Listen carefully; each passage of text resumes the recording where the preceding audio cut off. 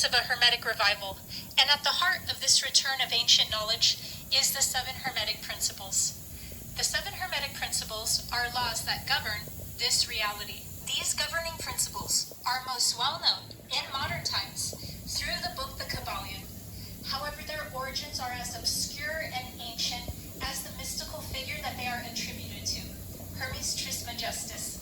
There is vivid dispute as to the true identity of Hermes Trismegistus. Contemporary academia believes this character to be entirely fictitious, a compilation of Hellenistic viewpoints that was compiled by what you would call an ancient think tank. While modern mystics and the more spiritually inclined alike know him to be dated way further back than the Hellenistic period, for he is the transmitter and teacher of ancient knowledge to the prophet Moses, if not Moses himself.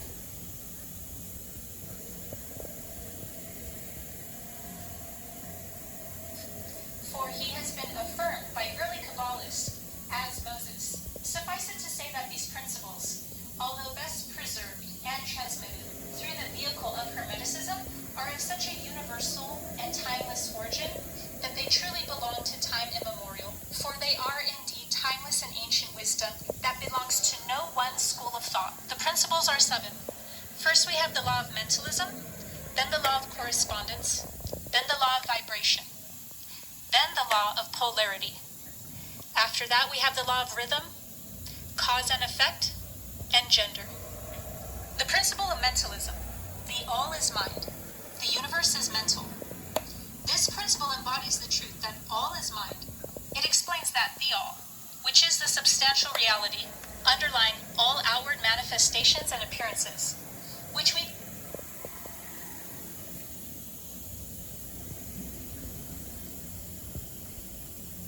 call the material universe, is in short spirit. And spirit, although undefinable, is likened unto the infinite living mind. For mind and spirit are truly one and the same, interchangeable terms to the Hermetic. Being aware of this first universal principle of mentalism can directly improve our lives by understanding that before anything gets drawn into the manifested physical outward world, it is first harnessed through the creative intelligence of the energy that we know as mind.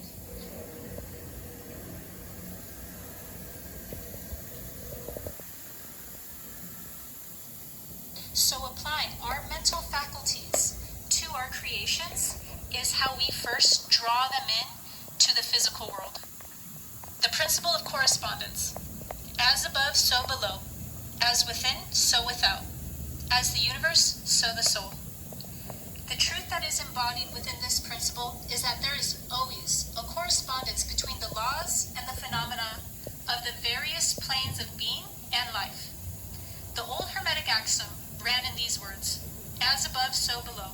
As below, so above. And the grasping of this principle gives one of the means of solving many a dark paradox. Now, I personally find this law to be the most helpful when seeking clarity, because what it is saying is that by us knowing our own nature, by us knowing our own mind, and by us knowing the world around us, it is reflecting what is happening and taking place in the worlds and the planes of consciousness above us.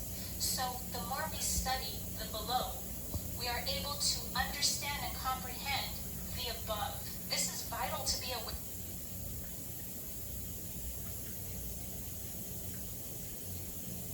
of as a seeker of truth, because now we are able to tell what's happening in the cosmos and what's taking place in the higher planes of consciousness by simply observing the world around us, and most importantly, our internal landscape.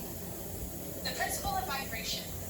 Nothing rests, everything moves, everything vibrates. This principle embodies the truth that everything is in motion, everything vibrates, and nothing is ever truly at rest.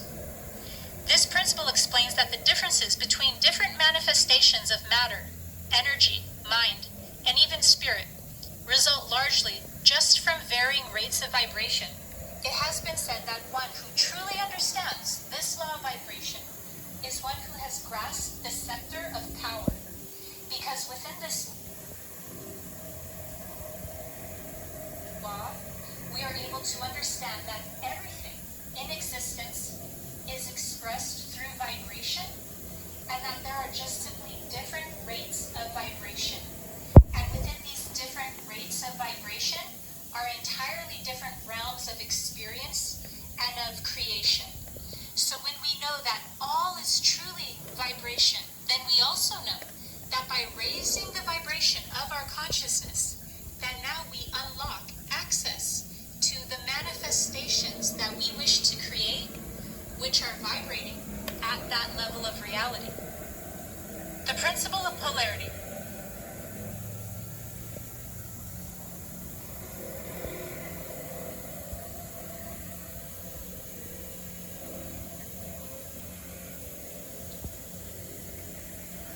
Everything is dual. Everything has poles. Everything has its pair of opposites. Like and unlike are the same. Opposites are identical in nature, but different in degree. Extremes mean all truths are but half-truths. All paradoxes may be reconciled. This principle embodies the truth that everything is dual. Everything has two poles. Everything has its pair of opposites, all of which were old Hermetic axioms. Everything is and is not at the same time. All truths are but half-truths. Every truth is half false. There are two sides of everything.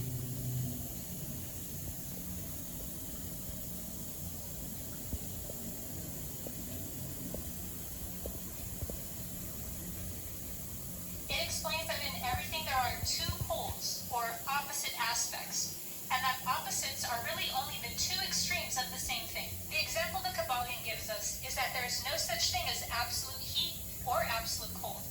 The two terms, heat and cold, simply indicate varying degrees of the same thing. And that same thing, which manifests as heat and cold, is merely a form, a rate of vibration. So heat and cold are simply the two poles of that which we call heat. The same principle manifests in the case of light and darkness, which are the same thing. The difference consisting of varying degrees between these two poles of the same phenomenon. So what you really have is the absence of light, or